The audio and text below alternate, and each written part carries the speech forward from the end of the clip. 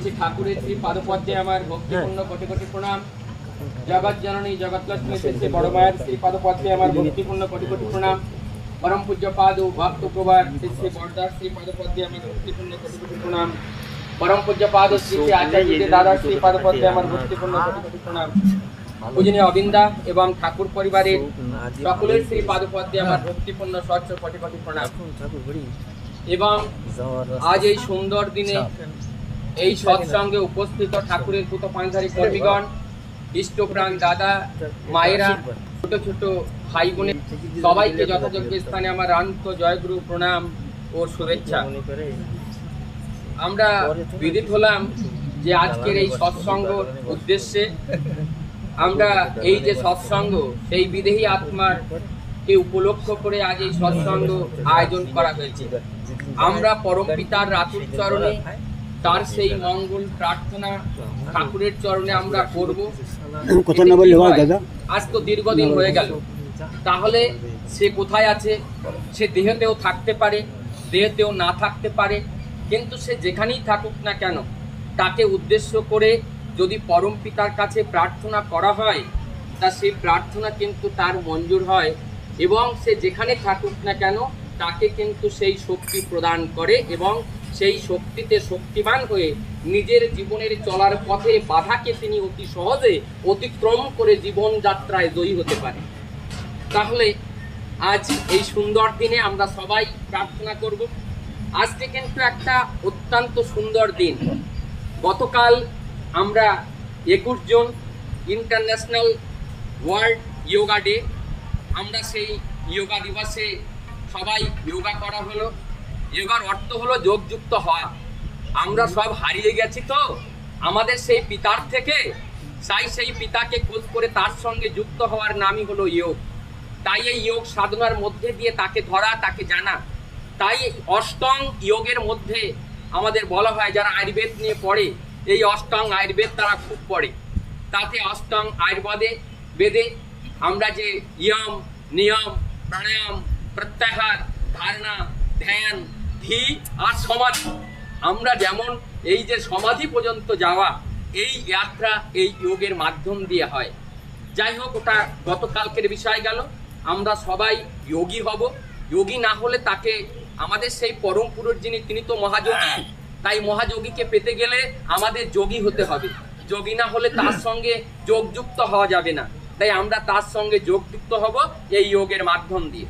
দ্বিতীয় কথা, আজকে 22 জুন, আজকে একটা অত্যন্ত মহত্বপূর্ণ দিন। আজকের দিন অম্বুবাচী আজকের দিন থেকে শুরু হয়। এই অম্বুবাচীর ইতিহাস আমাদের উত্তর ভারতে কিন্তু বেশি একটা মান্যতা নেই, এরা হয়তো জানে না, কিন্তু আমাদের পূর্ব ভারতে এই অম্বুবাচীর অনেক অর্থ আছে। এই অম্বুবাচীর কথা নিয়ে ঠাকুরের সঙ্গে অনেক কথোপকথন হলো, তার থেকে তুলে নিয়ে দুই একটা কথা আমি এটাও বোঝার চেষ্টা করব। অম্বুবাচী মানে কি, কেন করা হয়, কোথার থেকে আসলো, কেমন করে কি হলো, তার থেকে অল্প একটু বোঝার চেষ্টা করি। অম্বু মানে জল আর বাচী মানে প্রবাহ। এই জলের প্রবাহ শুরু হয় এই আজকের দিনের থেকে, জলের প্রবাহ শুরু হয়। আমরা সেটা প্র্যাকটিক্যালি দেখতে পাচ্ছি, বৃষ্টি হচ্ছে, এ তো আমরা বসে আছি, তার গুণাগুণ কীর্তন হচ্ছে। হয়তো কীর্তন সমাপ্ত হবার পরে আবার তিনি তার প্রকৃতি সম্ভাবিত যা কাজ সেই কাজ আবার দেখা দিতে পারে, দৃশ্যমান হতে পারে। এখন হয়তো অদৃশ্যভাবে এখানে ওখানে তার কাজ চালাচ্ছে, কিন্তু এই তার কর্ম সমাপ্ত হলে আবার এখানেও প্লাবিত হতে পারে। তাই সেই জলের ধারা প্রবাহিত হওয়া শুরু হয় আজ এই অম্বুবাচী থেকে, আর এখান থেকে 6 দিন পর্যন্ত সেটাকে মানা হয়। তার ইতিহাসটা কি হলো?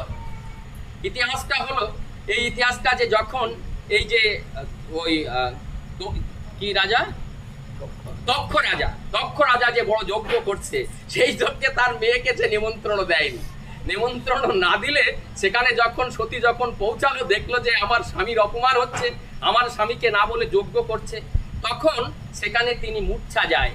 মূর্ছা যাবার পরে যখন ভগবান শিব সেই কথা জানতে পারে, সেখানে এসে সেই মৃত সতী দেহকে কাঁধে করে নিয়ে তখন এত নৃত্য করে যে সে স্বর্গ মর্ত পাতাল তিনটা কেঁপে যায়।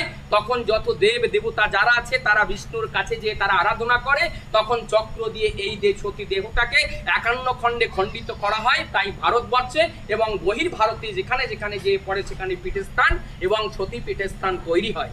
তার থেকে একটা স্থান কামাখ্যায় তৈরি হয়েছিল আসামে সেটা, আর সেখানে জনিখণ্ড সেইখানে পড়ে। আর জনিখণ্ড পড়ার পরে সেই কামাখ্যায় পাহাড়ের পরে ওইখানে আজকের দিন থেকে 22 জুনে ওইখানের ওই দরজার কপাট, ওই মন্দিরের কপাট বন্ধ হয়ে যায়।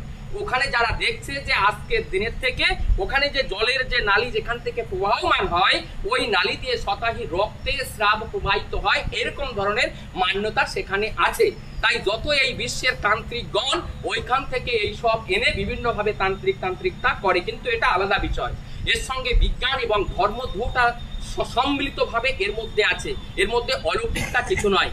বৈজ্ঞানিকরা ওখানে রিসার্চ করে দেখছে যে ওইখানে এই যে লাল যে জিনিসটা যে স্রাবিত হয়, ওই স্রাবিত হবার মধ্যে ওর মধ্যে একটা ধাতু আছে, সেই ধাতুর কারণে এটা এইভাবে স্রাবিত হয়। যাই হোক না কেন, ওইখানে এইভাবে এটাই মানা হয় যে যেমন নারীদের মাসিক ধর্ম হয়, তাই সেই মাসিক ধর্ম শুরু হবার কারণে এই যে পৃথিবীটা, তার সেই পৃথিবীটা হাত দেয় না, এই 6 দিন পর্যন্ত হাত দেয় না, বিভিন্নভাবে মানা হয়। তাই হয়তো মন্দিরের কপাট অনেক জায়গায় বন্ধ রাখে, মন্দিরে সেখানে পূজা পাঠ বন্ধ হয়ে যায়, আমাদের পূর্বে এরকম ভাবে চলে।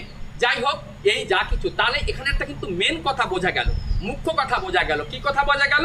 যে এই যে জমিতে শুকিয়ে গিয়েছিল, এর আগে গ্রীষ্মকাল, গ্রীষ্মকালের পরে এই বর্ষাকাল, গ্রীষ্মকালে রোদ্দুরের ভীষণ তাপে এই জমি যখন শুকিয়ে যায়, তার মধ্যে বীজ ধারণ করার শক্তি থাকে না। আর বীজ ধারণ করার শক্তি যদি না থাকে, সেখানে কিন্তু পুষ্পিত ফলীভূত হওয়ার জন্য কোনো পেড় পৌধা সেখানে কিন্তু জন্মগ্রহণ করতে পারে না। তাই এই যে বৃষ্টির পরে সেখানে বীজ রূপারের মতো উপযোগ্য হয়ে যায়, আর হবার পরে আবার আমরা ধনধান্যে পুষ্পে ভরা, আবার জগৎটা ভরে ওঠে, আবার যেন সবাই সেই বাঁচার রাস্তা আবার খুঁজে পায়। তাই ঠাকুর এই কথাটাই বললেন যে আমাদের বাঁচার জন্য, আমাদের রাস্তা দেখানোর জন্য এই প্রকৃতির একটা ব্যবস্থা আছে, আর এই প্রকৃতির ব্যবস্থা হিসাবে ধনধান্য শাস্ত্র শ্যামলে ভরে দেওয়ার জন্য এই আজ 22 জুনের থেকে এই ব্যবস্থাটাই শুরু হয়। যাই হোক, এই একটা কথা, এই কথাটা মনে পড়লো, তাই সেই কথাটা সঙ্গে সঙ্গে নিলাম। আজ আমরা একটু আগে খুব সুন্দর সুন্দর কথা আমরা শুনলাম, বৃক্ষ, যেমন এই বৃক্ষের কথা বলে একটা কথা আবার মনে পড়লো, সেটাও আমি বলি সেই কথাটা। একবার বুদ্ধদেব একটা গাছতলায়, গাছে অনেকগুলো ফল, এখন সেই গাছতলায় শুয়ে আছে। গাছতলায় শুয়ে থাকলে ওই বাচ্চারা ওই গাছের থেকে ঢেলা মারে ফল পাড়ে, ওই ফল পাড়তে দুপুরবেলা আসে গেছে। এখন ওদের মতো সহজ কাজ ওরা করে ফেললো, পাথর ছুড়লো গাছে, আর ছোড়ার পরে ওখান থেকে ফল পড়লো। ফল পড়বি না সেই ফল দিয়ে পড়লো বুদ্ধদেবের কপালে, আর কপাল কেটে সেখান থেকে রক্ত পড়া শুরু হলো। ওই রক্ত দেখে যে বাচ্চারা ওখান থেকে ফল নিতে আসছিল, ওই ফল নিতে এসে তারা ভয়তে পালিয়ে গেল। এখন বুদ্ধদেব তিনি কান্না করছে, তার 2 চোখ দিয়ে অশ্রু প্রবাহিত হচ্ছে। অশ্রু প্রবাহিত হচ্ছে কেন? এই তার প্রবাহিত হবার কারণ হচ্ছে এই, যখন আমি এই গাছতলায় ছিলাম না, তখন তারা এই গাছের থেকে এমনি করে ফল পেড়ে নিয়ে খেত, কিন্তু গাছ তাদের কোনোদিন কিছু বলতো না, তারা গাছের কোনোদিন ভয় পেত না। কিন্তু আমি যে এমন একটা মানুষ হয়েও আমার ভয় এরা পাচ্ছে, তাহলে তো আমি গাছের চেয়েও আদম। যে কথাটা কাকু একটু আগে বললেন যে এই গাছ দেখেন তার মধ্যে কত সহজতা, সে আমার কত গুরুর আসনে বসে আছে, কত দীনতা তিনি আমাকে শেখায়। গাছ আমাদের কি শেখাচ্ছেন? সে বড় হচ্ছে, বড় হয়ে ছায়া দিচ্ছে, সেখানে গরিব আসুক, ধনী আসুক, পশু আসুক, যাই আসুক না কেন, কারোর কিন্তু মানা করে না তুমি আমার এই ছায়ার মধ্যে এসো না। কেউ যদি কুলারি নিয়ে যায় তাকে কাঠও দেয়, কেউ যদি চলে যায় তার ফল নিতে, তাও সে মানা করে না। তাই কিছুই তাকে মানা করে না। তা ওই রকম ভাবে যেমন একটা গাছের মধ্যে সহজ সরল দেবার যে ভাবটা, ওই ভাব যদি আমাদের মধ্যে প্রবাহিত না হয়, তাহলে তো আমরা দক্ষ হয়ে উঠতে পারবো না। আর দক্ষ হয়ে না উঠতে পারলে এই একটু আগে যে গান হলো, ওই গানটা কিন্তু আমাদের দিনভিখারি করে তুলতে পারবে না। এই দিনভিখারি যদি আমরা না হই, তাহলে রাজভিখারির সঙ্গে কিন্তু আমরা যুক্ত হতে পারবো না। তাহলে দিনভিখারি এই দিনটা মানে কি? এই দিনটা মানে কি? কেমন করে দিনভিখারি হতে হবে? যার একটা মানুষ, এই ভৌতিক জগতের মানুষ, সে অনেক বড়, তার অট্টালিকা আছে, গাড়ি আছে, বাড়ি আছে, সবকিছু আছে, কিন্তু তাকে দিনভিখারি হতে হবে। কেমন করে দিনভিখারি হতে হবে? তার যেন প্রত্যাশা রহিত হতে হবে, তার যেন ওই গাড়ির পরে যেন টান না থাকে, তার যেন বাড়ির পরে টান না থাকে, তার যেন কারোর প্রতি কোনো যেন অ্যাটাচমেন্ট যেন না থাকে, তার চেয়ে বেশি, ওই পরম পিতার চেয়ে বেশি টান যেন তার সঙ্গে না থাকে, তাহলে কিন্তু দিন হওয়া যাবে না। আর এই দীন ভিখারি হওয়া মানে আমাকে খালি হতে হবে। আমরা ঠাকুরকে ধরেছি কিসের জন্য? খালি হওয়ার জন্য। এই ধর্মপথটা কিসের জন্য? খালি হওয়ার জন্য। তাই ভগবান শ্রীকৃষ্ণ গীতায় অর্জুনকে বলেছেন, সর্বধর্ম পরিত্যাজ্যা মমেকং শরণং ব্রজ অহং তং সর্ব পাপেভ্যো মোক্ষামি মা শুচা।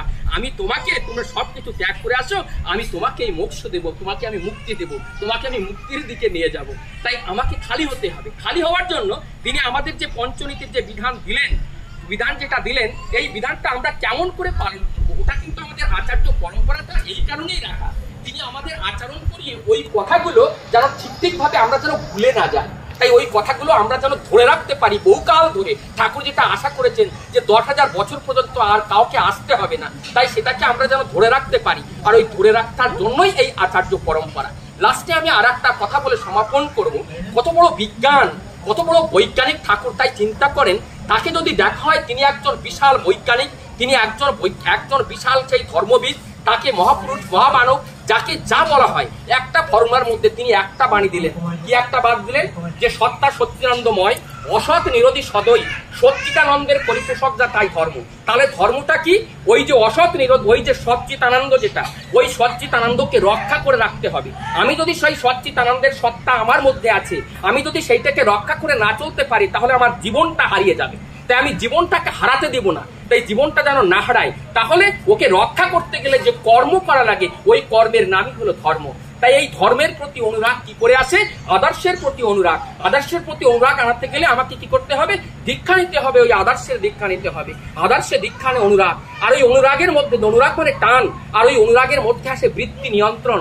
ওই কমপ্লেক্স, যেটা কমপ্লেক্স যা দিয়ে নবগ্রহ তৈরি হয়েছে, এই 9টা গ্রহ না, এই 9টা গ্রহ আর কিছু না, আমাদের প্রবৃত্তি দিয়ে ওই সেই 9টা গ্রহ তৈরি হয়েছে, যা আমাদের অবগুণ আমাদের ভিতরে আছে। তাই 9টা গ্রহের মধ্যে সেইগুলো ভাগ করা হয়েছে। তাই বলেছেন, যশ কেন্দ্রে বৃহস্পতি কিম কুর্মান্তি গ্রহ, যার কেন্দ্রে বৃহস্পতি মানে গুরু থাকে, তার জীবনে কোনো গ্রহতে তাকে ঘাত করতে পারে না, গ্রহ থেকে বাঁচতে পারে। তাই যে কথা আমি বলছিলাম, তা আমাকে নিয়ন্ত্রণ করবে কি করে? ওই গুরুর প্রতি আমাদের সদ্দীক্ষা নিতে হবে, আর তাতে আসে আমার বৃত্তি নিয়ন্ত্রণ। আর ওই বৃত্তি নিয়ন্ত্রণ আসলে আমার মধ্যে কি আসবে? ধৃতি। ধৃতি মানে আমি খালি হয়ে যাব, সেই দীনভিখারি হয়ে যাব। আর যখন ধৃতি আসবে, ওই ধৃতির মধ্যে আসলে সহানুভূতি আসবে, সহানুভূতি আসলে তারপর শক্তি আসবে, শক্তি আসলে সম্বেগ আসবে, সম্বর্ধনা আসবে, আমার মধ্যে বিকাশ আসবে। আবার বলছেন, ওই ধৃতি যদি আসে, ওই ধৃতি নিয়ে আসেন আবার নির্বাণ। ওই নির্বাণ মানে আমার কোনো দিকে আর কোনো টান নেই, কোনো আর বান নেই, আমার মধ্যে শুধু নির্বাণ। আবার ওই নির্বাণ আমাদের মধ্যে কি না কি আসে? আমাদের ওই সমাধি এনে দেয়। ওই নির্বাণ আমাদের সমাধি এনে দেয়, আর ওই সমাধি আমাদের আনে সেই চৈতন্য সমুত্থান। আমরা সেই পরমভাবে দয়াল ধামে যাবার জন্য যে রাস্তা, সেটা আমাদের কাছে পরিষ্কৃত হয়ে যায়। তাই আমাদের সাধনার জীবনে উন্নত হতে গেলে ঠাকুরের দেওয়া নির্দেশকে এবং তার বাণীকে শুধু মাথায় করে না, এই দেহ দিয়ে পরিপালন করে যদি আমরা জীবনটাকে অতিবাহিত করতে পারি, নিশ্চিত নিঘাত ভাবে আমরা তার পদতলে স্থান পাবোই পাবো। সবাই মঙ্গল প্রার্থনা করে আমি আমার বক্তব্য এখানেই শেষ করলাম। জয় গুরু, বন্দে।